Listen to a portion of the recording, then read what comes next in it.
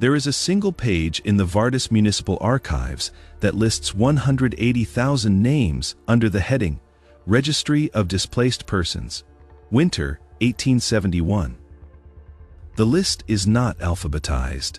It is not organized by region, family name, or age. It simply runs, name after name, in what appears to be the order they were recorded. The page is dated the 3rd of December, 1871. 3 weeks later, on the 24th of December, a fire destroyed the building where the full registry was kept. This single page is all that survived. I found it while researching migration patterns in the northern territories of Vardas during the 1870s. I was looking for documentation of how communities absorbed refugees from the provincial restructuring.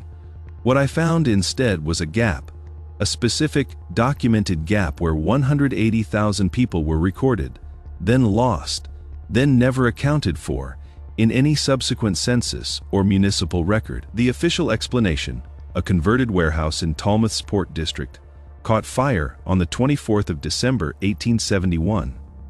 Started at 11 p.m., destroyed by 2 a.m. The registry records inside were lost. Cause: faulty heating stove. No injuries classified as accidental. The single surviving page had been removed 3 weeks earlier by Clerk Osmond Trell for a provincial council report. He returned it in January 1872, where it was filed under incident documentation, Registry Fire Wone, 180,000 people. In a city of 320,000, they represented more than half the existing population. They had arrived between June and November 1871, fleeing what documents call the Northern Reorganization, an administrative consolidation of sparsely populated provinces, villages absorbed into townships, land reassessed, populations relocated. The displaced moved south to Talmuth. The city established a registry to track them. The registry was maintained by the Office of Provincial Coordination, a department created specifically to manage the Northern Reorganization.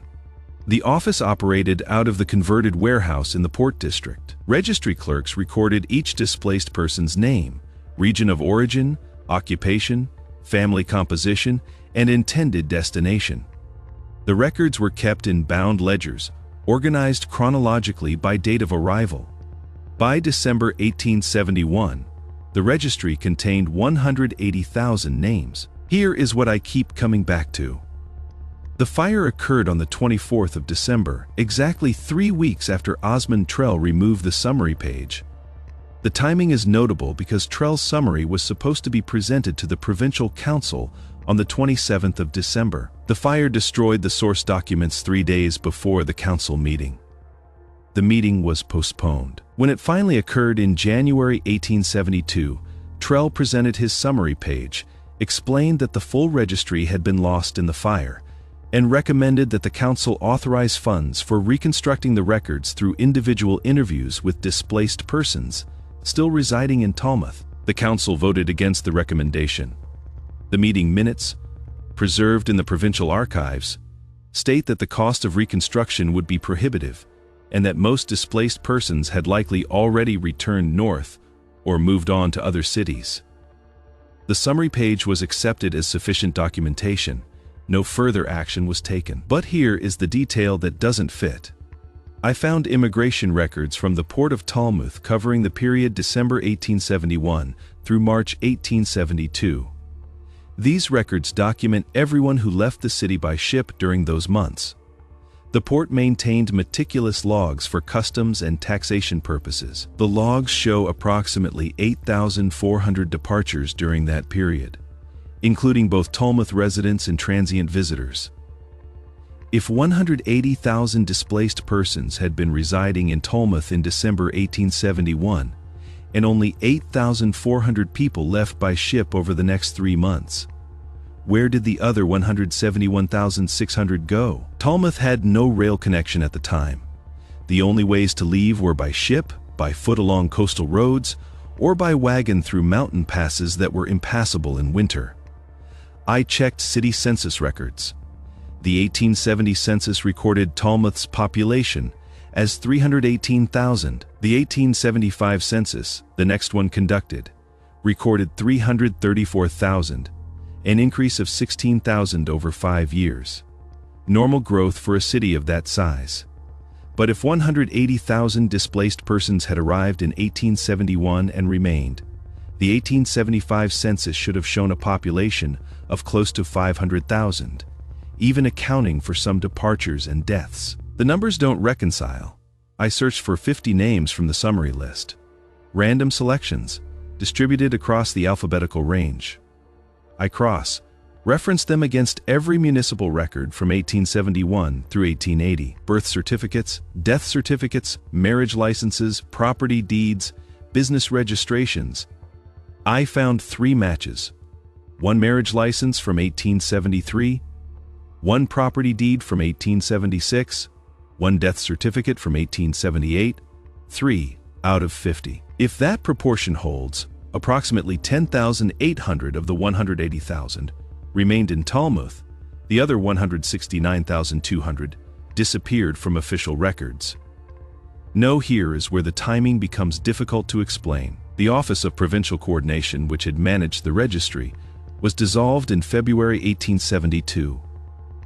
2 months after the fire, the dissolution was announced in a brief administrative notice. No explanation was given. The office's remaining staff were reassigned to other departments. The warehouse where the office had been located was sold to a private shipping company in March 1872. I found employment records for the registry clerks who had worked in that office. Between June and December 1871, the office employed 17 clerks, all tasked with maintaining the displaced persons registry. After the office dissolved, 12 of them were reassigned to standard municipal clerical positions. The other 5 left city employment entirely. I traced 3 of them through later records. 1 became a school teacher in a southern province. 1 opened a shop in Talmuth. 1 appears in the 1880 census in a different city entirely. None of them, in any document I could find, ever mentioned the registry or the fire. I found one exception, a letter, dated March 1876, written by a former registry clerk named Petra Vaughn to a friend in another city. The letter was donated to the Vardis Historical Archives as part of a personal papers collection. In it, Vaughn mentions her time working for the Office of Provincial Coordination. She writes, "It was strange work, recording all those names. I often wondered where they all went afterward. They told us not to ask questions, just to write down what we were given." She doesn't elaborate. The letter moves on to other topics. But here is what bothers me most. I found incident reports from the Talmuth Fire Brigade covering December 1871. The brigade responded to 7 fires that month.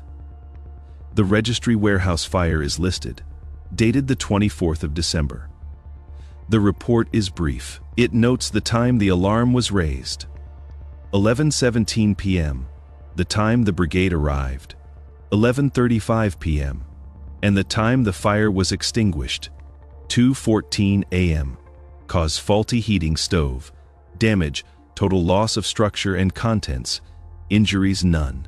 The report includes a notation I haven't seen in any of the other fire reports from that month. It reads, "Building cleared prior to brigade arrival. No civilian evacuation required." The registry office operated during daytime hours. It closed at 5 p.m. daily. The fire started at 11:17 p.m., more than 6 hours after closing. The building should have been empty, but the notation suggests someone confirmed it was cleared. Not that it was already empty, that it had been cleared. I requested additional documentation from the fire brigade archives. I wanted to know who cleared the building and when. The archivist checked the incident file. There were no supplementary reports, just the single-page incident summary. The archivist mentioned something that caught my attention. She said fires in commercial buildings typically generated more paperwork. Witness statements, property owner interviews, insurance assessments, especially for total losses. The registry fire had none of that. Just the one-page incident report. I asked if records might have been lost or misfiled. She checked the catalog system. All other fires from December 1871 had complete documentation packages. Only the registry fire had a single page.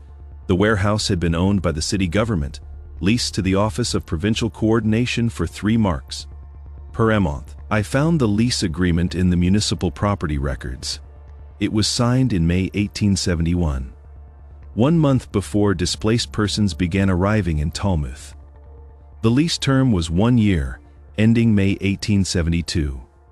The fire occurred in December 1871, 5 months before the lease expired. After the fire, the city sold the land to a shipping company. The sale was finalized in March 1872, 1 month before the original lease would have ended. The shipping company demolished the remaining foundation and built a new warehouse on the site within 6 months. I tried to find documentation of what was in the destroyed registry, beyond the names themselves, what information had been recorded. The summary page shows only names, no other details. But Trell's report to the Provincial Council, the one presented in January 1872, mentions that the full registry included comprehensive documentation of origins, family structures, and relocation intentions. That documentation is gone. No copies were made. No secondary records exist. I found one more document that I haven't been able to reconcile. It is a letter dated the 15th of January, 1872, addressed to the provincial governor. The letter is from a citizen of Talmuth, a shopkeeper named Marin Cord. She writes, "I respectfully inquire about the status of the northern persons who were residing in our district. Since the fire, I have not seen any of the families who were previously my customers. I am concerned for their welfare and wish to know if they have been relocated or if assistance is needed." There is no record of a response. The letter was filed in routine correspondence and forgotten. The displaced persons arrived in Talmuth over 6 months. They were registered, documented, and tracked by a dedicated municipal office. Then, in a single night, the records of their existence burned. The office that maintained those records was dissolved 2 months later. The building was demolished and replaced, and 180,000 people who had been living in a city of 320,000 left, no trace in any subsequent census or civil record. The official explanation is that they dispersed, returned north, moved to other cities, died, assimilated into the existing population without documentation, reasonable explanations, all of them. Except for the timing, except for the lack of corresponding records anywhere else, except for the single surviving page that confirms they existed and then stops. I requested access to the Northern Provincial Archives, thinking perhaps records of returning displaced persons might exist there. The archivist informed me that most records from the Northern reorganization period were lost in a separate fire in 1874. Different province, different building, same result. The single summary page remains in the Vardis Municipal Archives, filed in a folder labeled Incident Documentation. Registry Fire. 1871. It contains 180,000 names. No ages, no origins, no destinations. Just names, written in the order they were recorded, by clerks who were told not to ask questions. The names are still there, catalogued, preserved, waiting for someone to explain where the people who carried them went.